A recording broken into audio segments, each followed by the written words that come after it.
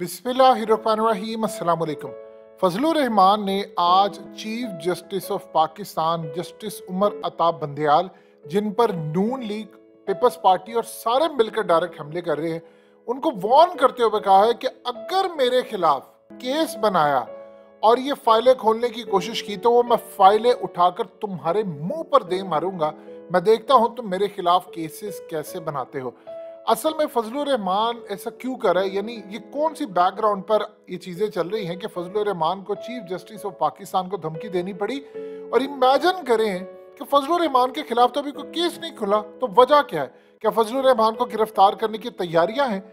देखिए, दो चीजें समझिए। एक तो आज फजलुर रहमान ने डायरेक्टली जनरल फैज हमीद पर हमला किया। वो बार बार कह रहा है पिशावर के अंदर ये पिशावर वाले बाज आ जाए, हम ये कर देंगे वो कर देंगे। कभी कहता है अटक के पार साजिश हो रही है। आप इमेजिन कर ले, ये इदारे की जिम्मेदारी है, फौज की जिम्मेदारी है कि वो अपने किसी भी कोर कमांडर हो, जर्नैल हो, कोई आर्मी का सिपाही क्यों ना हो, उसकी हिफाजत करना, उसका दिफा करना, ये उनकी जिम्मेदारी है। अगर फजलुर रहमान जनरल फैज के अलावा किसी और पर तनकीद करे तो क्या उसके लिए भी छूट है? यानी उस पर भी खामोशी इख्तियार की जाएगी? क्या ये मामला सिर्फ जनरल फैज हमीद के लिए है कि उसको एक बंदा पॉइंट आउट करके कहता है जी फलाना कर रहा है, ये कर रहा है पिशावर से, कहते मुझे इदारों से मसला नहीं, वहां पर बैठे कुछ लोगों से है। अब असल में जो सूरत हाल पैदा हुई है फजलुर रहमान की, वो दो चीजें समझिए।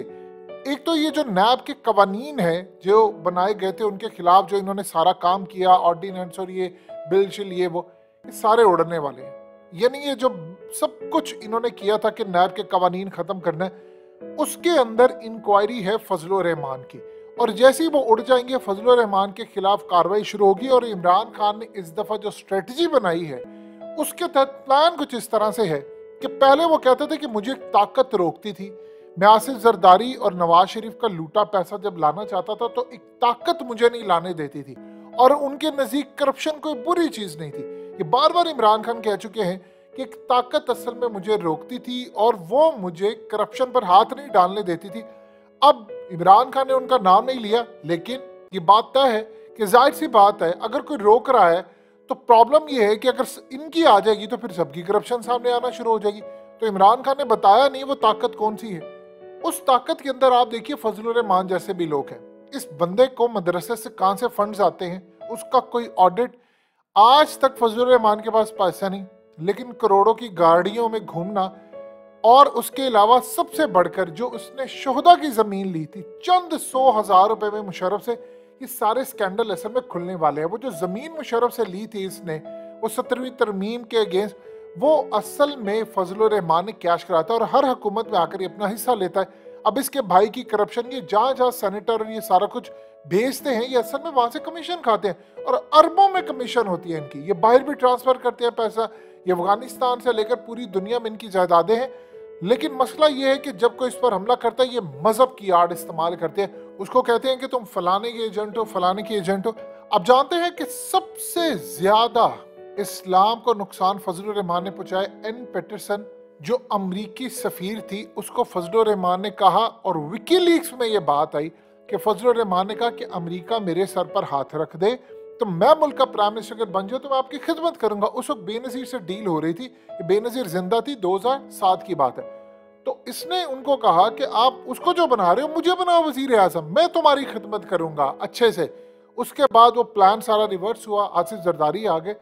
अब असल में सूरत हाल ये है, आप ये देखिए आज तक ये वजारतों में है, इन्होंने हज के अंदर इतना माल बनाया। अब प्रॉब्लम ये है कि फजलुर रहमान की गिरफ्तारी और इसके केस खुल जाएंगे। देखिए, आज अगर गिरफ्तारियां नहीं हो सकी तो कहीं ना कहीं से तो ऑर्डर तो था ना कि इन लोगों को नहीं। आप ये देखें कि फजलुर रहमान क्यों इतना खुला बोलते हैं। वो कहता है कि अगर मेरे को ऊपर हाथ डालेंगे तो मेरे सीने में जो राज है वो बता दूंगा। मैं बताऊंगा इस्लामाबाद में मुझे मार्च के लिए किसने कहा था, किसने मेरे साथ दुआएं खैर की थी और कहा था कि इमरान खान की हुकूमत गिरानी, आप पहुंचेंगे वहां तक और ये हुकूमत गिर जाएगी। फजलुर रहमान उसके सीने में राज है और ये बात बिल्कुल ठीक है कि फजलुर रहमान को भेजा गया था लॉन्ग मार्च करके इमरान खान की हुकूमत गिराने के लिए। असल में इन लोगों को वहां पर जाकर जो पजीर आई मिलनी थी वो नहीं मिली। अब आप ये देखें कि फजलुर रहमान को पंजाब में कोई स्टेक नहीं है, कोई इसको जानता भी नहीं है। खैबर पख्तूनख्वा में वो अपनी सीट हारा हुआ है और इस दफा वो बाकी भी सीटें हार जाएगा जो इलेक्शन में हाल हुआ। प्रॉब्लम ये है कि फजलुर रहमान की मसला ये है कि इसको कहा गया था ये शुरू से असल में वजीर आजम बनना चाहता था और सदर पाकिस्तान। इस दफा उसने देखा कि मेरी सीट नहीं है, तो आसिफ जरदारी के साथ ये जो सारी डील हुई थी अमेरिका वाली, उसमें फजलुर रहमान के साथ एक डील स्ट्राइक की गई थी कि भाई आपको बनाया जाएगा सदर पाकिस्तान। फजलुर रहमान ने कहा कि मैं बिल्कुल तैयार हूँ। अब मसला एंड पर यह आया कि आसिफ जरदारी ने बेटे के लिए डील ली थी अगली दफा प्राइम मिनिस्टर, मरियम नवाज और नवाज शरीफ की डील थी कि नाहली खत्म होगी। फिर उसके बाद शहबाज शरीफ को वजीर आजम का ओहदा वो मिल गया, हमजा को पंजाब वो मिल गया, MKM को वजारत यानी सबको सब कुछ मिल गया, NRO मिल गए। वो प्रॉब्लम ये हुई कि इमरान खान के हाथ में वो साइफर आ गया। वो इन सब के प्लान और जो 75 सालों से जिनके चेहरों से नकाब नहीं उतरे थे उनके भी चेहरों से नकाब उतर गए। ये पहले कभी हुआ नहीं था कि वो 75 सालों से जो नकाब नहीं उतर रहे थे वो जिनके चेहरों से उतरने थे, और जब उतरे तो पाकिस्तान में पूरी तरह एक बहरान आ गया। लोग हैरान हो गए कि अच्छा असल में तो आज से कम बेवकूफ बनते आए हैं, वो मामला तो कुछ और था। तो इस सूरत हाल के अंदर जो मामला सामने आया, अब फजलुर रहमान असल में ब्लैकमेल कर रहे हैं कि मेरे तक आने की कोशिश ना करना। ये नैब कवानीन जब ये उड़ने हैं तो मेरे केसेस रजिस्टर होने, मुझे अगर कोई फाइल हुई तो मैं तुम्हारे मुंह पर दे मारूंगा, या चीफ जस्टिस ने कोई काम करने की कोशिश की तो मैं मुंह पर दे मारूंगा।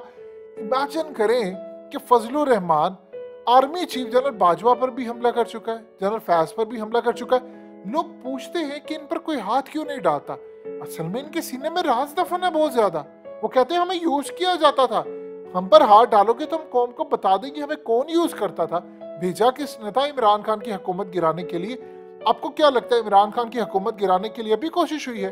PDM का लॉन्ग मार्च फजलुर रहमान को भेजा गया, और उससे पहले वो -1 की जो बाज गश्त थी, जिस दिन इमरान खान आए थे तब से लेकर एंड तक साजिशें होती रही। असद उमर को इमरान खान ने हटाया या हफीज को इमरान खान लेकर आए, ये सारे जो गेम थे वो पहले दिन से होते रहे थे कि इस बंदे को हटाना, इस पर टाइट शिकंजा रखना। 2018 में इसकी सीटें खा ली गई थी कि बैसाखियों वाली इसको हुकूमत है, हमने इसको चलने नहीं देना। ये आपको समझ आना शुरू हो गई है, ऐसे थोड़ी उसकी सीटें खाई गई थी। लिहाजा अगले कुछ अरसे के अंदर फजलुर रहमान जो तड़पती हुई मछली है, असल में बैकग्राउंड में ये चल रहा है कि इमरान खान ने प्लान किया है कि इस दफा जब वो आएगा वो ताकत के साथ आएगा, ना वो फजलुर रहमान को छोड़ेगा ना जरदारी, और वो उन लोगों को भी नहीं छोड़ेगा जिनकी करप्शन कभी सामने नहीं है। यानी वो अब असल में ताकतवर वजीर आजम बनेगा, और जो इसकी राह में रुकावट डालेगा, देखिए 2 तारीख से आने वाला वजीर आजम, उसके पीछे होती है अवाम। आप उसके खिलाफ कुछ करें और इदारे उसको ताउन नहीं करें तो वो जाहिर सी बात है अपना मुकदमा अवाम में लेकर जाएगा। वो कहेगा मैं 2 तारीख वालों को इसको हटाने की कोशिश करेगा तो अवाम उसकी बैक पर होगी। तो अभी आप इमेजिन कर लें कि इमरान खान क्या कुछ कर सकता है, और फजलुर रहमान ने अभी से ग्राउंड बनाना शुरू की है कि मुझ तक पहुंचे तुम चीफ जस्टिस या किसी ने तो मैं फाइल तुम्हारे मुंह पर दे मारूंगा अगर मेरे तक आने की कोशिश भी की। इमेजिन करें ये वो लोग हैं जो मिसालें देते हैं हमें खुलफा राशिदीन की, कि उनसे पूछा जाता था कि आपके पास ये जायद कपड़ा कहाँ से आया, और इनसे कोई पूछे कि तुम कहाँ से 4-4 करोड़ की गाड़ियों में घूमते हो, तो कहते कि फाइल कोई आएगी तो मुंह पर दे मारूंगा। ये असल में उलमाए सू हैं, और इनके करतूत ऐसे हैं कि इनको देखकर लोग दीन से दूर होते जा रहे हैं।